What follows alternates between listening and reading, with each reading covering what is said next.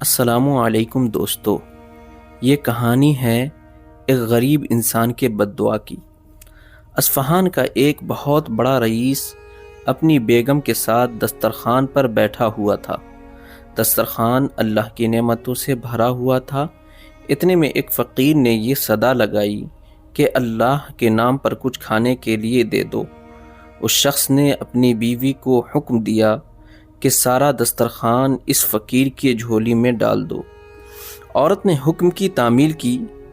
جس وقت اس نے اس فقیر کا چہرہ دیکھا تو دھاڑیں مار کر رونے لگی۔ اس کے شوہر نے اس سے پوچھا، بیگم آپ کو ہوا کیا ہے؟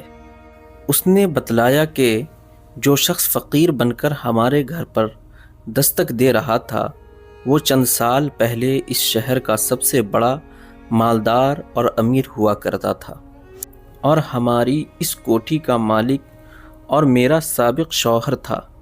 چند سال پہلے کی بات ہے کہ ہم دونوں دسترخوان پر ایسے ہی بیٹھ کر کھانا کھا رہے تھے جیسا کہ آج کھا رہے ہیں۔ اتنے میں ایک فقیر نے صدا لگائی کہ میں 2 دن سے بھوکا ہوں، اللہ کے نام پر کھانا دے دو۔ یہ شخص دسترخوان سے اٹھا اور اس فقیر کی اس قدر پٹائی کی کہ اسے لہو لہان کر دیا۔ نہ جانے اس فقیر نے کیا بد دعا دی کہ اس کے حالات خراب ہو گئے، کاروبار ٹھپ پڑ گئے اور وہ شخص فقیر بن گیا۔ اس نے مجھے بھی طلاق دے دی۔ اس کے چند سال گزرنے کے بعد میں آپ کی زوجیت میں آ گئی۔ شوہر بیوی کی یہ باتیں سن کر کہنے لگا، بیگم کیا میں آپ کو اس سے زیادہ تعجب خیز بات نہ بتلا دوں؟ اس نے کہا، ضرور بتلائیں۔ کہنے لگا، جس فقیر کی آپ کے سابق شوہر نے پٹائی کی تھی وہ کوئی دوسرا نہیں بلکہ میں ہی تھا۔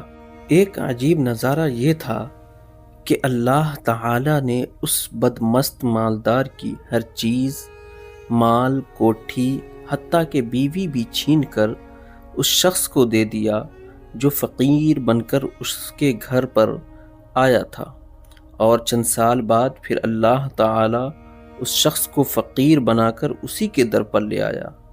واللہ علی کل شیء قدیر۔ تاریخ ایسے عبرت آموز واقعات سے بھری پڑی ہے، شرط ہے کہ انسان اس سے عبرت حاصل کرے۔